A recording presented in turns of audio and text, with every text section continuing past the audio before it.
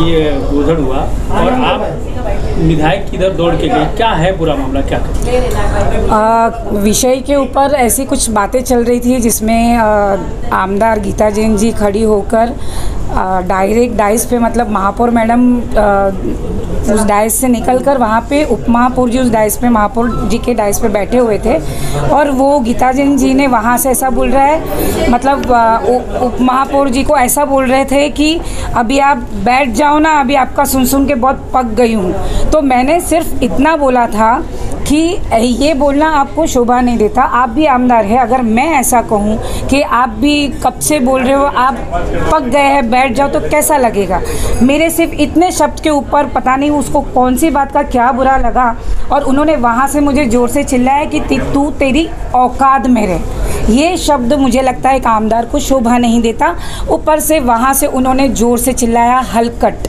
उसके बाद मैं उसके पास गई, सिर्फ मैं उसके पास गई हूँ। आप सीसीटीवी फुटेज प्लीज़ मेरी खातिर वो दिखाइएगा।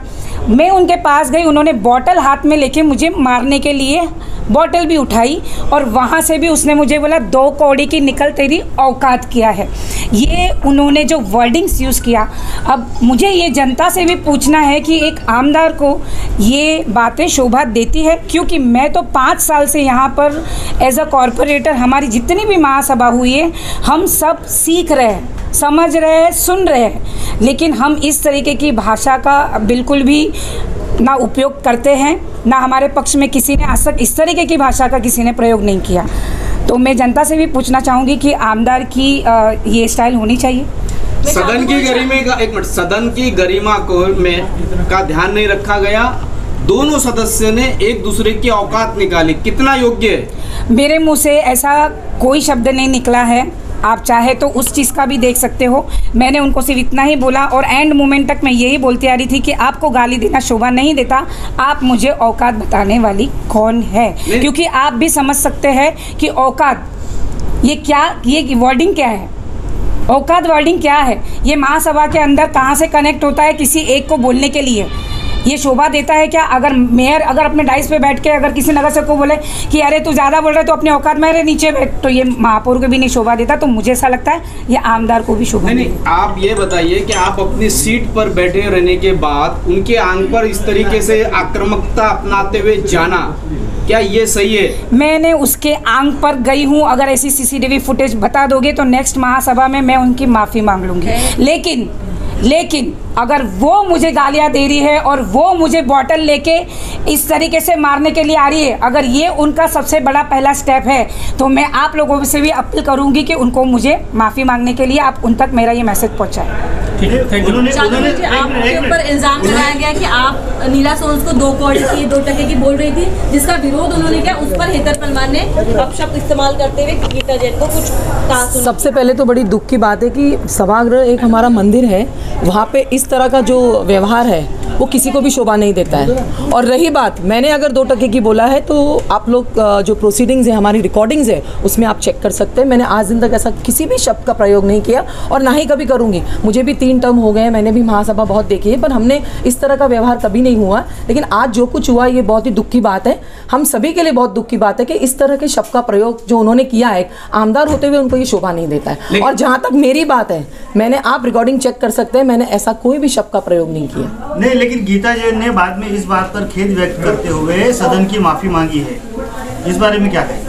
अच्छी बात है ना, दिल बड़ा रखना चाहिए जब आप गलती भी करते हो। लेकिन आप माफी नहीं मांग रहे ना। लेकिन मैंने बोला ही नहीं, मैं आपको वही बोल रही हूँ कि अगर मैंने ऐसा बोला है तो आप you can check the recordings. मैंने ऐसा कुछ भी शब्द का प्रयोग नहीं किया है, लेकिन बिल्कुल भी नहीं। मैंने सिर्फ इतना ही बोला है कि जिस हिसाब से उन्होंने पीठासीन अधिकारी, वहाँ पे हसमुख जी गहलोत बैठे थे और पीठासीन, क्योंकि महापौर जी नहीं थी, तो उनको ऐसे बोलना चाहिए था कि पीठासीन अधिकारी, वो बार बार महापौर महोदया इस तरह से प्रयोग कर रही थी और वो बहुत कुछ अनाप शनाप बोल रही थी। और न्याय प्रविष्टा जो भी वहाँ पे विषय था वो कोर्ट में था, तो अगर वहाँ पे चर्चा पहले ही बोल दिया था कि चर्चा नहीं करनी है, उसके बावजूद भी वो चर्चा कर रही है। और महासभा में जितने भी लोग बैठे उनको वो किसी को कुछ समझना ही नहीं चाह रही है, कुछ बोलना ही, मतलब किसी का सुनना ही नहीं चाह रही है। तो ये मनमानी तो नहीं होनी चाहिए। नहीं, लेकिन जिस तरीके से जब नीला सोन्स बात कर रही थी, अपनी बात रख रही थी, भाजपा के कुछ सदस्य वो बार बार खलल भी तो डाल रहे थे। खलन, क्योंकि वो गलत बोल रही थी। पहली बात तो न्याय प्रविष्टा था विषय, उसके बारे में बोलने का मतलब ही नहीं था। लेकिन जब पीठासीन अधिकारी को या महापौर ने उन्हें बोलने की परमिशन दी तो आपको क्या अधिकार बनता है कि उनके इसमें परमिशन दी करके इस तरीके की खलल डाले? परमिशन दी उस हद तक ठीक है, लेकिन आप अपने लिमिट्स क्रॉस करते वो गलत है, तो वहां रोकना जायज था। हुआ और आपके ऊपर हेतल परमार नगर सेवक आई थी, कुछ अपशब्द भी इस्तेमाल हुए, क्या था माजरा? एक्चुअली अपशब्द सिर्फ मेरे लिए नहीं, एक दूसरी महिला नीला सोन्स जब उठी थी और तब हमारी सम्मानीय सदस्य शानू जी उनको 2% की औरत और दूसरे एक दो अपशब्द कहते हुए वहाँ तक आई थी, तो मैंने तभी ऑब्जेक्शन दिया था कि महासभा में ये भाषा नहीं होनी चाहिए। उसके बाद उनके पर्सनल कैरेक्टर पे भी गए काफ़ी लोग। देखिए, ये सब महासभा में नहीं होना चाहिए, ये मैं दिल से मानती हूँ। और ऐसे जब मैंने ये कहा तो हेतल जी को शायद बहुत ज़्यादा गुस्सा आ गया और वो मेरे वहाँ बोलने आई कि आप कौन बोलने वाले होते हो, और 1-2 अपशब्द उन्होंने मुझे भी कहा और बॉटल मारूंगी ऐसा इशारा किया, तो फिर ठीक है। लेकिन ये कितना योग्य है कि एक दूसरे की औकात निकाली जाए? बिल्कुल योग्य नहीं है, और औकात कोई ऐसी बात होती ही नहीं है। सब अपने अपनी जगह सब बड़े होते हैं, सब अच्छे होते हैं, ऐसा कोई औकात एक दूसरे का कोई नहीं निकालता। ठीक है, गुस्से में कोई 1-2 वर्ड्स एक दूसरे के निकल जाते हैं, वो होता है, चलता है। महासभा जनता की समस्या को छुड़ाने के लिए होता है, तो महासभा में इस तरह के लोक प्रतिनिधि जब आप कैसे किए? देखिए, सबसे पहला वाकया तब हुआ जब अरविंद शेट्टी जी उठे, उन पे पर्सनली नीला जी ने कुछ नहीं कहा था। उस जमीन के लिए जो भी कहा था वो सुन लेते, प्रशासन उसका जवाब दे रहा था। कभी भी उनको उठना ही नहीं चाहिए, ये बोलना ही नहीं चाहिए।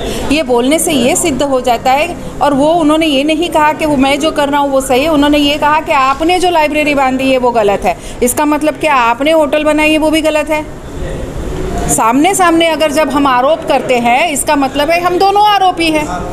तो और ये उनको पर्सनली उठना ही नहीं चाहिए था। प्रशासन उसका जवाब दे रहा था, विधि विभाग उसका जवाब देते।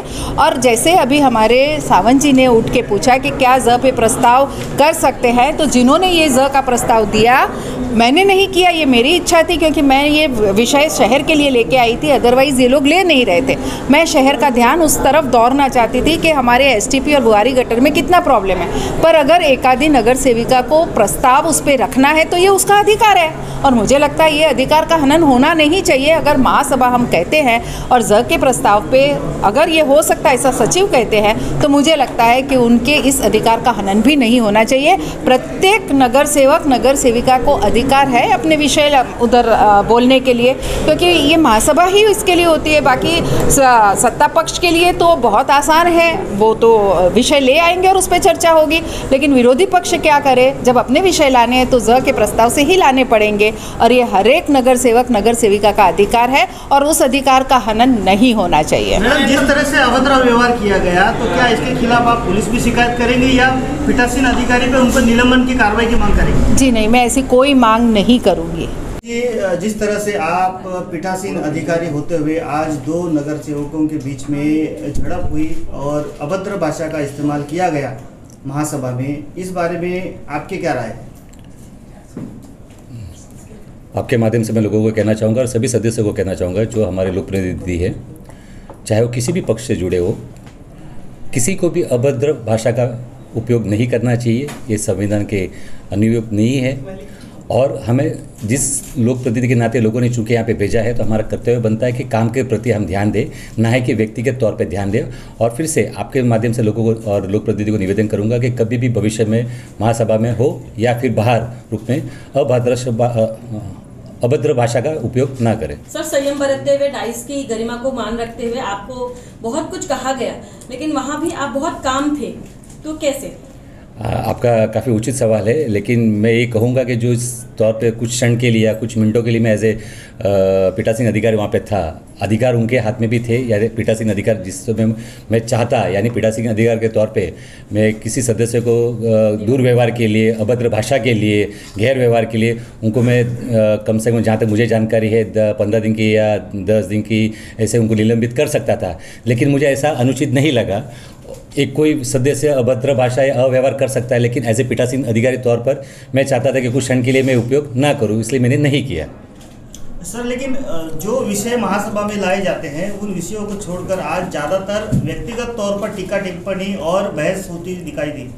इसको क्या कहेंगे आप? ये हमारा दुर्भाग्य होगा कि अगर शहर के विषय को न लाते हुए और व्यक्तिगत तौर पे अगर विषय लाए जाएंगे तो हमारे शहर के लिए बहुत ही दुर्भाग्यपूर्ण होगा, क्योंकि हम शहर के अंदर सभी लोग प्रतिनिधि, सभी पक्ष के लोग किधर न किधर विकास कार्य के लिए काम करते हैं, सभी विकास से जुड़े हुए लोग हैं और विकास पे ध्यान देना चाहिए, ना ही कि व्यक्तिगत तौर पर, ना ही व्यक्तिगत विषय लेके आए।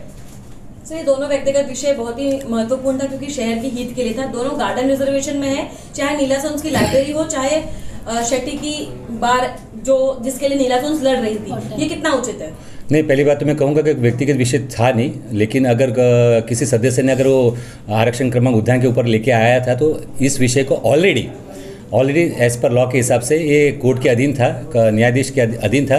तो इस विषय पर किसी भी चीज़ की रूलिंग देना या किसी चीज़ पर उसके ऊपर ठहराव देना ये अनुचित हो सकता था। इसके लिए वो सदस्य महोदय ने ध्यान से सुना नहीं। मैंने कहा प्रशासन को कि इस विषय को पूरा समझ के लीजिए, उसकी सनिशा करके जानकारी लीजिए और फिर से अगले महासभा में लेके आइए।